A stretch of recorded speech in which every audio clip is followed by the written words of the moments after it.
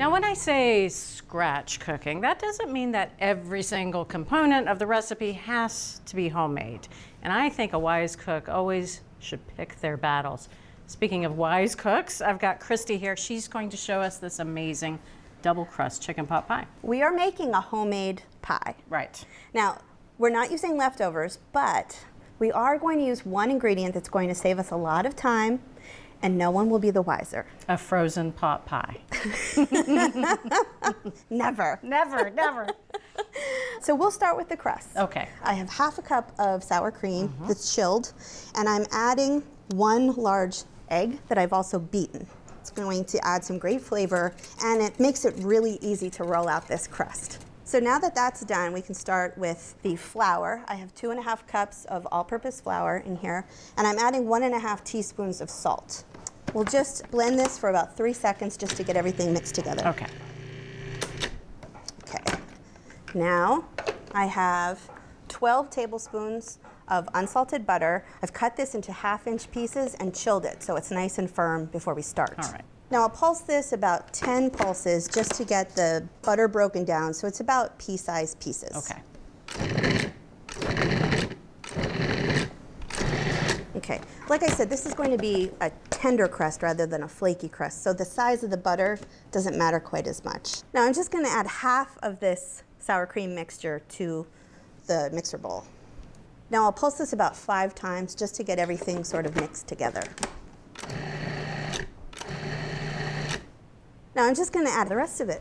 So we'll go another 10 pulses to make sure that this is all combined. Okay. Now the sour cream is going to help make everything easier to roll out, but it's also adding a nice tangy flavor. Okay, so you can see it's starting to come together. I don't want to keep pulsing this in the food processor, so I'll just take it out and knead it together a little bit. I'm just going to lightly flour my workspace. You definitely have some wetter bits. Sure. So we'll just bring this all together. So I can just knead it a little bit. I'm not kneading it like it's bread, but I just want to make sure that it's all cohesive. Right. All right, so that looks pretty cohesive. And now I'll just use my bench scraper because this is a double crust pie. So we'll just split it right down the middle, and I'll shape these into discs. It's a little tacky, but it's not sticky. And you can see it's not sticking to the counter at all. I don't want to mess around with it too much. But if you have a nice round shape now, it makes it easier later. Okay. So I have some plastic wrap down here. This will hydrate further when we put it in the refrigerator. So now I'll just chill this for at least an hour. You can put this in the refrigerator and make it up to 2 days ahead. Great. Or you can freeze it for up to 2 months. So our dough has been properly chilled for about an hour. I let it sit out for about 10 minutes just so it would soften a little bit. And now we're ready, so we'll just give ourselves a little flour sprinkle. And we know that this dough is pretty well hydrated, so it can handle a little extra flour. A little bit. Yeah. So I like to use a tapered rolling pin, put the end of the dowel next to the center of the dough, and just kind of roll around and let the taper of the rolling pin work for me. And I'm rotating the dough constantly so it's not sticking. Right. I kind of go like that. So see how I'm turning Little it? twisting action? Yeah, and then see if it does start to crack, that's okay, because as you get a little bit bigger circle, you can patch that up. And then I'm turning it with each turn as well. So we're going for 12 inches. Okay. Okay, I am at 12 inches.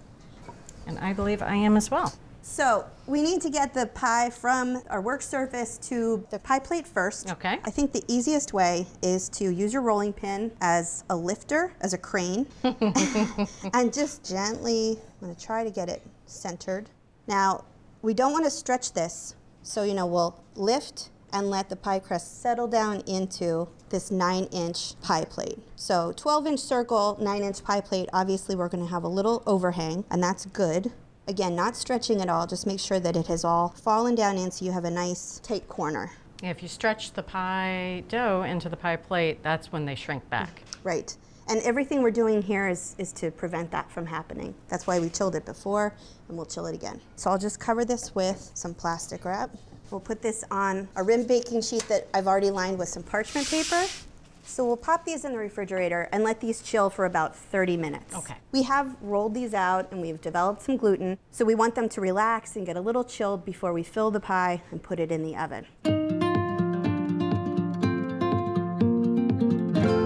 So now it's time to make the filling. And we want this to be savory, satisfying, and I can think of no better way to get there than by starting with some butter. I like the way you think. So I have 4 tablespoons of unsalted butter in a large saucepan over medium heat. You can hear it is melted. Yes. So we'll start building the base. And we're starting with our classic trio. This is 1 onion that's been finely chopped, which is a cup. So we'll add that. And now I have 2 carrots that I peeled and cut into 1/4-inch pieces. This is about 2/3 of a cup. Okay. And this is 2 ribs of celery. And I've also cut this into 1/4-inch pieces. So we have nice little bite size. Nice. And that's about 1/2 cup. So we'll add that with some salt and pepper. This is a 1/2 teaspoon each, salt and pepper. We'll cook it for about 6 minutes until the vegetables have softened, but we're not looking for browning here. So as you can see, our vegetables are nice and soft. Lovely. So now we'll add some thickener. I have 6 tablespoons of all-purpose flour, and I'll just sprinkle that over the top. And we'll just cook this until we have a nice golden shade, just to cook out any of that raw flour flavor. Gotcha. Just 1 to 2 minutes. Okay. Well, this color looks good, so now I'll add the liquid. Now, the first is 2 1/4 cups of chicken broth. But I'm also adding 1/2 cup of 1/2 and 1/2. This is just going to add richness to balance out the savory. So I'm going to turn the heat up to medium-high, and we want to bring this to a boil. Okay. This sauce is starting to boil. So I have 1 small russet potato. I've cut this into 1/4-inch pieces, and that's 1 cup of potato. And I'm also adding a teaspoon of minced fresh thyme. And I'll turn the heat down to medium. And we'll let this simmer. What we're looking for is to get those potatoes nice and tender, but we'll also let the sauce thicken up a bit. And that's going to take about 8 minutes. Okay. So Bridget, we have about a minute left on the sauce part of the filling. Right. So now it's time to talk about the elephant in the room. Which is the fact that you haven't roasted a chicken, cooked a chicken, poached a chicken. I haven't, but that doesn't mean we're not going to have chicken. Okay. We are using the most convenient thing that you can find, and that's a rotisserie chicken. It's great, they're convenient, you can find them at grocery stores, your local market. This was a 2.5 pound rotisserie chicken, and you need to be able to get about 3 cups of meat from it. Right. So the size of the chicken is important. I've shredded most of it, just want them in bite-sized pieces. Okay. So this looks great. I'm going to turn off the heat. So now I'm going to add my chicken. And the final element, I have 3/4 of a cup of frozen peas. They're also going to help cool down the filling. Otherwise, you'd melt the crust. So we'll just get this mixed together. You have put the chicken back in chicken pot pie, because that is a lot of chicken in there, and I love it. Let's go over to the pie crust. Okay. So we have our fully chilled crust ready for us. This is going to be a nice mounded pie. It really looks beautiful. So now we'll go ahead and we'll get the top crust. Same trick with the rolling pin. We'll very gently drape this, trying to match it up. Lovely. Obviously we made the crust a little bigger than we needed to, so now I'll trim it. We want to trim it about 1/2 inch beyond the edge of the pie Rim? plate. Right. Yes, I know that that's from the tip of my thumb to the base of my thumbnail.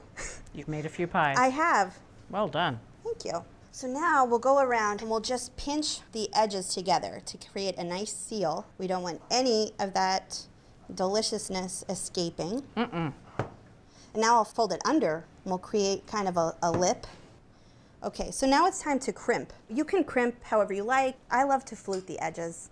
They look nice and it provides a really great anchor to hold the pie crust onto the edge of the pie plate. Okay. So I'm just using 2 fingers in my one hand and 1 finger in my other hand to make this nice indentation. And my flute kind of stands straight up and it just sits right on the edge of the pie crust. That's going to keep it from sinking down in. Beautiful. Thank you. Now we have a lot of liquid in there, and as that heats up, it's going to create steam, and the steam needs somewhere to go. So I'm just going to cut 4 2-inch slices, Little slits in the top. little slits, about 2 inches. We're going to put an egg wash on this to make it nice and shiny, but I'm going to move this over onto my rimmed baking sheet so it'll catch any drips if I Good get idea. them. So I'm just going to brush this all over to kind of lacquer. And that's just egg. This is just 1 large egg that I've beaten, and make sure that you get in there because this just adds such beautiful shine. Do you see any spots? I do not. Okay, so the oven's ready to go. Okay. I put the rack on the very lowest position and heated the oven to 450 degrees. We'll put it in for 18 to 20 minutes, and that first stage is going to make sure that we get a really nice set bottom. Okay. And the top's going to start to brown a little bit. Then we're going to drop the temperature to 375 degrees, rotate the whole baking sheet, and then let the pie bake for another 12 to 15 minutes. And at that point, we're going to see this really nice golden brown color forming.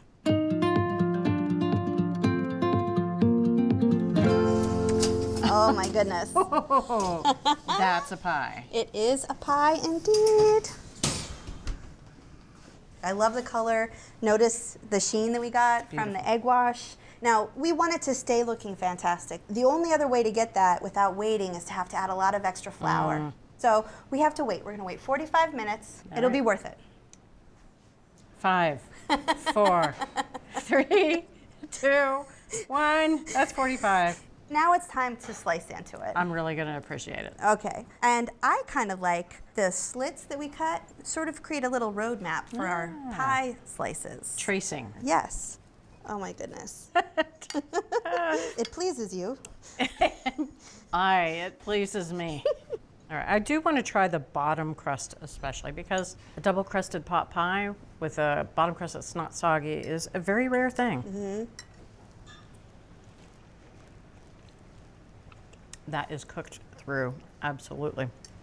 The filling is creamy and rich, but it's not stodgy at all. No. Every single bite is full of chicken. Chicken, chicken, chicken, chicken, chicken. And then crust.